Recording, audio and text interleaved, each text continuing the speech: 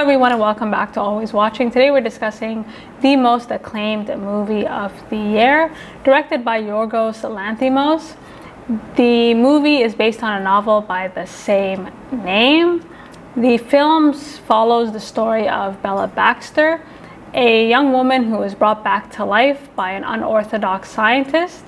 It stars William Dafoe, Mark Ruffalo, and Emma Stone, and what I think is probably one of my favorite performances of the year. So for those of you unfamiliar with Yorgos Lanthimos' work, it's very split, it's very decisive, it's a love it or hate it. Personally, my favorite movie by him is still Lobster. I've watched it multiple times and I still get chills. But in terms of Poor Things, it's definitely his most ambitious movie to date. And despite the otherworldliness of it, the kind of quirkiness of it, it never sacrifices story for aesthetics, and it never loses its emotional impact. Like, you become very invested in the character. It has garnered a lot of controversy because of the graphic nature of the film. And was it a bit much? Did we need all of that? No, I think sometimes the movie does overstay its welcome. However, even though some of these scenes don't necessarily add to the plot, they do stress its points quite well. What makes Poor Things special isn't so much the message, but it's the way the message is delivered.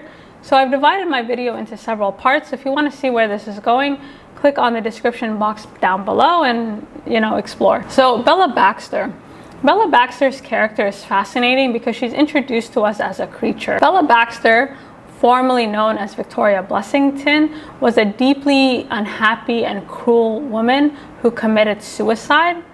Godwin, referred to as God in the film, finds her corpse and transplants the brain of her unborn baby into her dead body, and then proceeds to care for this new creation as though it is his own flesh and blood.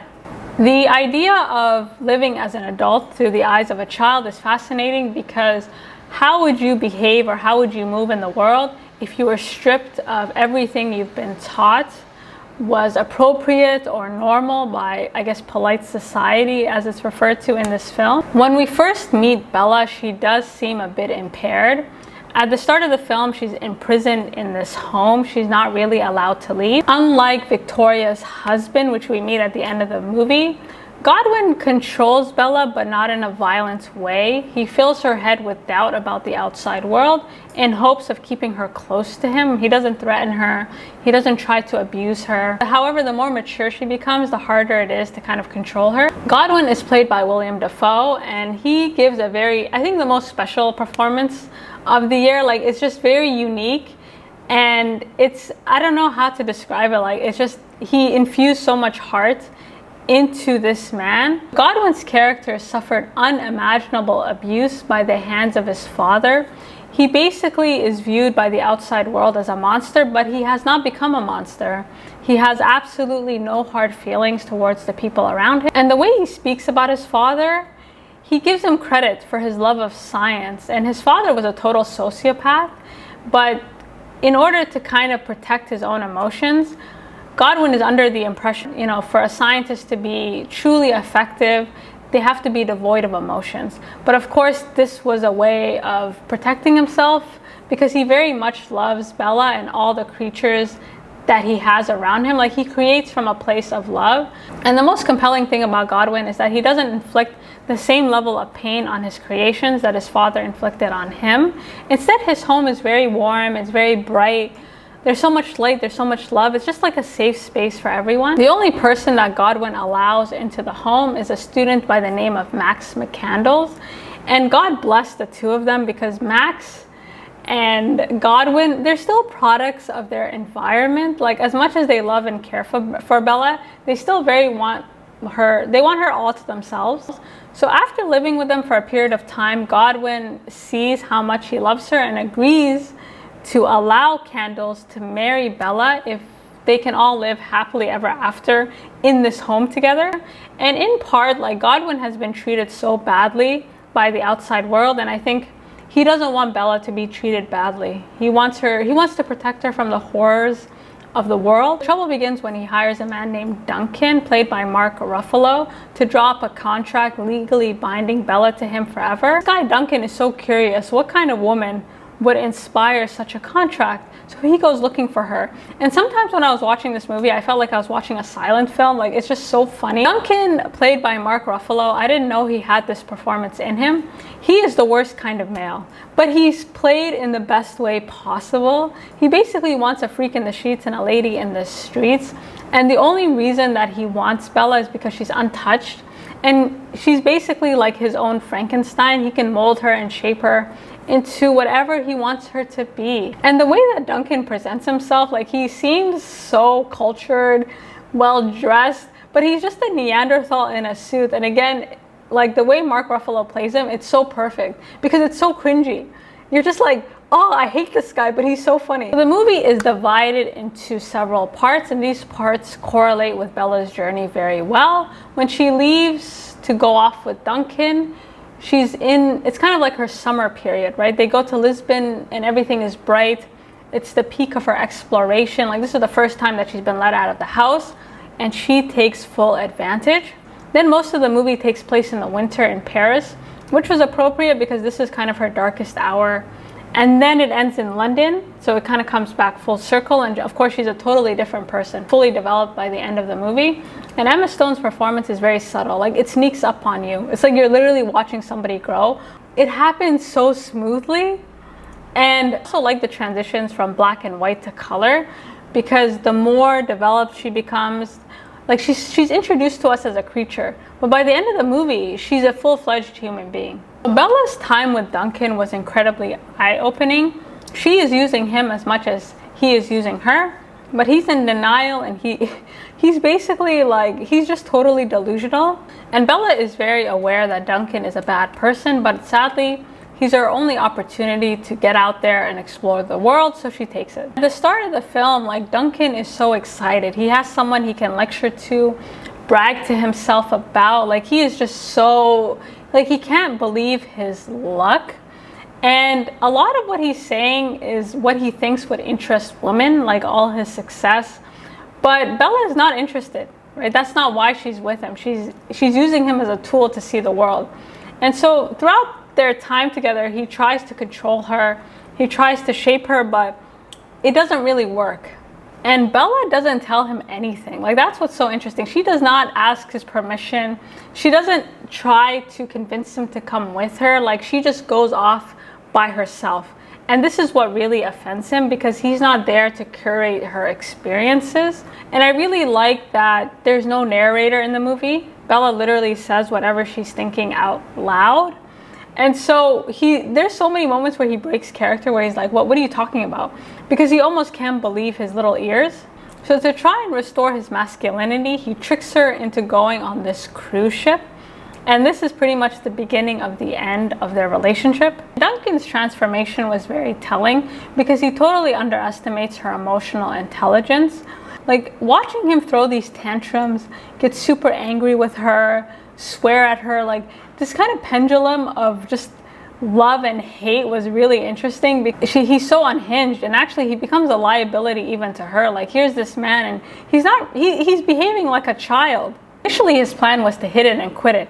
Instead, he's the one catching emotions. He's the one becoming this jealous lover. He basically becomes everything that he hates. And I think it's important to note with Bella, like, she had two very good male role models before she left. So she wasn't fooled by anything Duncon was saying. He's very manipulative. Like, there's nothing honest about him. And so this is what's kind of frustrating him, because she sees right through him. And so as their time together develops, he becomes totally annoyed. Her voice starts changing. He becomes turned off by her maturity.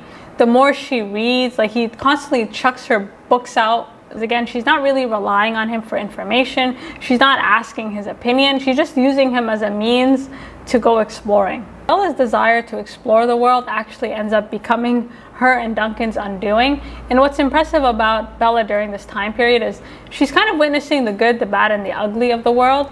And she doesn't really turn away from it. She doesn't retreat back to Duncon or retreat back to Godwin. She constantly tries to stay there And again, she really wants to experience the world so she can figure out a way to make it better. When Bella and Duncon are dumped in Paris in the winter, this pretty much triggers the darkest period in Bella's chapter. And Duncon is totally useless. Like, he is sitting on that bench, shivering, swearing up a storm. And again, I thought he was supposed to be the man in this situation. Like, he is just not doing anything at all. He does not rise to the occasion, to the point where she's so disgusted with him.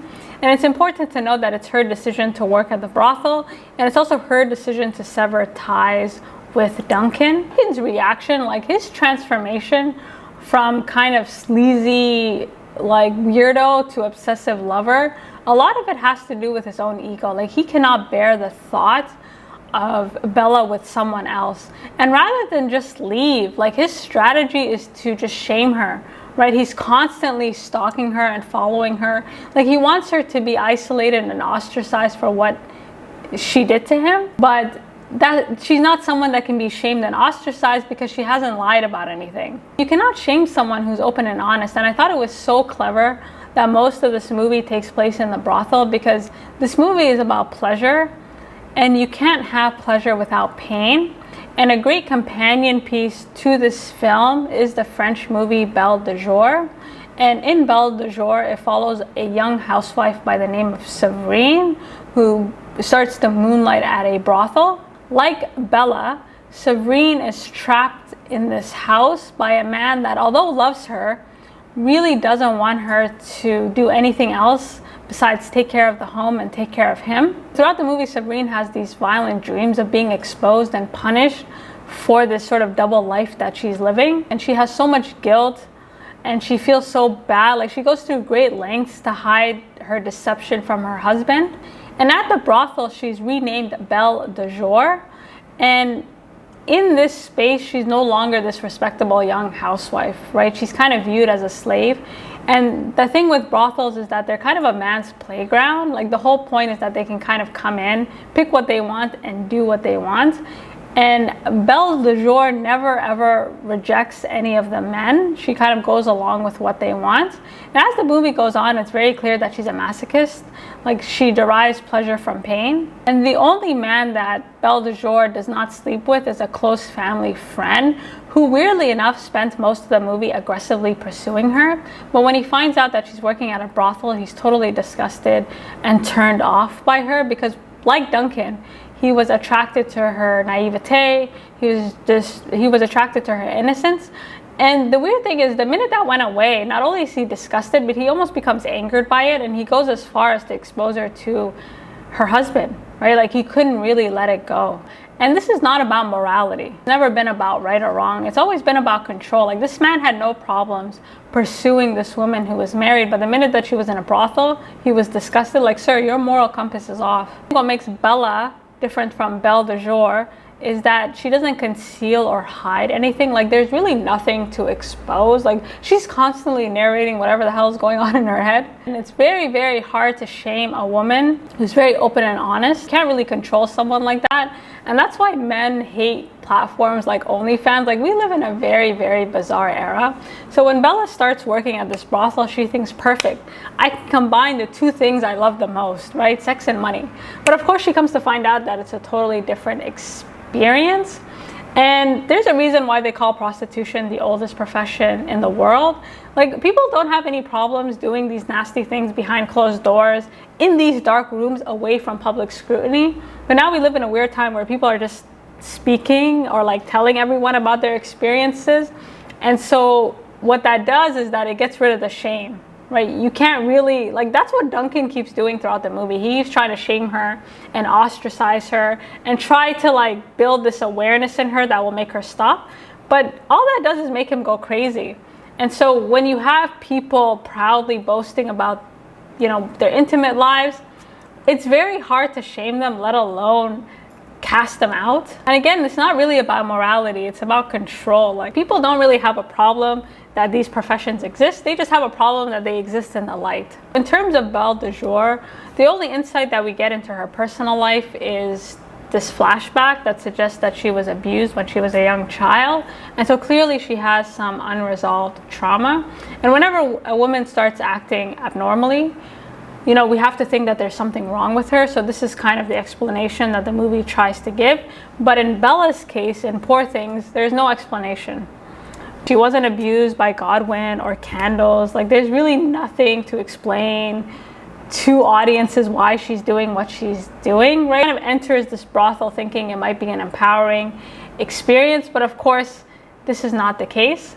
And Bella's time at the brothel, again, it does go on for a bit too long, but it is an important sequence because it really does show this connection between sex and pleasure. So while she's at the brothel, she tries her best to maintain some autonomy, some type of control.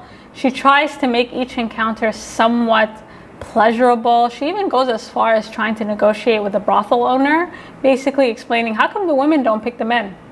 And she explains very clearly, like, these men do not want you to pick them. They don't actually care. And in fact, in most cases, they really get off on the fact that you can't pick, right? They derive pleasure from your pain. Ultimately, you know, her time at the brothel is a very depleting, very eye-opening experience. So sex and pleasure, like, the connection between them is often just lost. Like, sex is in the body, but pleasure is in the mind. In order for you to experience pleasure, you need to be able to establish boundaries, and you need to have consent, both of which are totally non-existent in a brothel. The whole point of a brothel, again, it's so people can kind of act out whatever fantasy they want. It's supposed to be like a judgment-free zone. Like, these men come in, they have these requirements, these specifications, and I did like how the movie showed us all these different men, because it's very clear that a lot of these fantasies, or a lot of the things that they were doing, they definitely could not be doing to the people in their everyday lives. And we talk about the connection between sex and pleasure. It's not just with women, but it's also with men. Like, there's a brilliant scene where this man brings in his 2 sons to educate them, but he doesn't even know what he's doing. Like, Bella has to kind of suggest different things to make the experience a lot better, but he's very opposed to those things. So a lot of people are very much disconnected in terms of like what they think will give them pleasure and what will actually give them pleasure.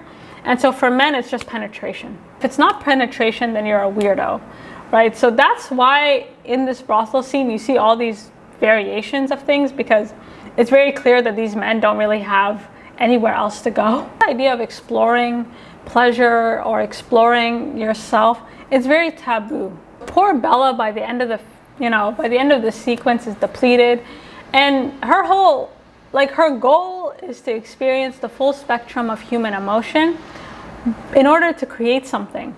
But the reason she can't create anything is because she's depleted. And sexual energy is creative energy. So you have to be very careful who you're exchanging energies with, because that will affect what you put out into the world. Eventually, her time at the brothel comes to an end when she is notified that Godwin is sick, and she heads back to London. So Bella in London is a totally different person, a totally different vibe. Like, she feels like a full-fledged human being. And again, it's a very subtle performance. And I'm glad that the movie is as long as it is. Like, it does need to take its time, because otherwise you can't really appreciate her transformation as much. And so Bella, while she's in London, she discovers her origin story. And of course, she's completely horrified. But she does forgive Godwin and Candles. And this movie, like, I really thought we're going to wrap it up. And out of nowhere comes Christopher Abbott. So we're at the wedding. I'm thinking, okay, this movie's over. And Christopher Abbott comes out of nowhere as this crazy general. And they had to walk a fine line with this, because a part of me was wondering, do we really need this sequence? But actually, we very much did. And he almost steals the show. Like, in my opinion, he's like one of the best parts, if not the best part of the movie. So he plays Alfie, who was married to Victoria Blessington. And the reason he finds out about Bella Baxter is because of Duncan's raggedy behind. So he barges into this wedding and he's like, that's my wife. We're going home. Bella agrees to go with him, but she doesn't go with him in the same way that she went with Duncon. Like, she's going with him to get answers. This is not about exploring anything. Like, she knows this man is dangerous, but this is kind of a risk that she has to take in order to complete her transformation. And Godwin, like, although he constantly stresses that Bella is her own creation, Bella is, she created Bella, the origin story that he told her, although it's very inspirational, although it does encourage her to do many, many positive things, it is a lie. And so it is very necessary for her to find out who she really is. And generally speaking, when we are born, we're all kind of imprinted with a story, whether it be from, you know, our parents' trauma, generational trauma. Like, these sort of family histories, they very much follow us. And so depending on our history, or depending on what kind of story is imprinted on us when we are born, we have to work really hard to overcome these narratives. And what I liked about Bella and Godwin is that they're both they were created out of evil. Godwin's father, the things that he did to him were just horrific. And Bella, I mean, she's literally living in a body she has no memory of, and a body that has lived a full life. Like, she's living in her mother's body. And this is a woman that we find out was very cruel, very unusual, and probably would not have loved her, right? Did not want to give birth to her. So despite this kind of evil origin, they are able to rise above it. They are able to kind of rewrite their own story. And so Godwin was able to do it. So now Bella has to go and figure out what her life, like who this body was, so she can fully embody it. And I do like that we ended like with this sequence, because when we go into Alfie's house, it's such a contrast to Godwin's house. Like, it's so dark, it's so archaic, like there's no light, like the whole place just feels evil. And I did like the score of this movie, because I didn't know whether this was like, it balances humor and horror really well. And I thought the tone of the movie, especially towards the end, like they walked a tightrope, but they were able to strike the right balance. So Alfie basically tells Bella that in order to restore their relationship, she needs to be locked in the house forever. And she's highly confused by this. And what's interesting about Alfie is that he's in total denial. First, he doesn't even want to hear about her time in the brothel, but more so than that, he's in denial about the suicide. And he refers to her as his property. And the way he views his wife was that he gives her life, and therefore he can take away her life. So the fact that her only recourse as a woman to gain any type of autonomy or sovereignty over her body was to commit suicide really says a lot about what kind of house this is. And so everything kind of reaches this breaking point when Bella overhears him talking about this procedure he wants to inflict on her, this female circumcision. And apparently this is a procedure he tried to inflict on her once before, but she managed to escape. And female circumcision, of course, is not about religion. There's nothing medical about it. It's just another tool to basically prohibit women from ever really controlling their bodies or having any autonomy over their bodies. And I think why this last sequence was very important is because Bella has totally changed, right? She's very like, no. And not only does she tell him no, she's like, I'm willing to fight you, right? Like, she's like, listen, like, this is it. Like, either nobody's leaving this house alive. Thankfully, it didn't have to get to that point, but her confidence in the way that she was able to stand up to him and see him for what he was, like, she doesn't accommodate. Like with Duncon, she kind of tried to accommodate, but with this man, she's like, oh, hell no. The movie ends with Bella back with candles and back in Godwin's home, and I thought it was super appropriate that she wanted to become a surgeon, because medicine has not been kind to women. All you have to do is look up hysteria and how they would treat women who were considered hysterical. The idea that the root of all evil lies between a woman's legs is incredibly, incredibly detrimental. I thought it was really significant that she was reading a book at the end, right? Like, Duncon was not there to chuck it out a window. Like, she was finally free to read and educate herself in peace. And for a lot of women, like, self-education was very difficult, because a lot of the literature available was either very harmful or just false. Throughout the movie, Bella is constantly told what is appropriate, what is not. Like, there's something wrong with her, why won't she behave? Like, if there's something wrong, it's never wrong with the man. It's always wrong with the women. And so Bella constantly has to fight their assumptions. I think the moral of this story is essentially like, move fast and break things.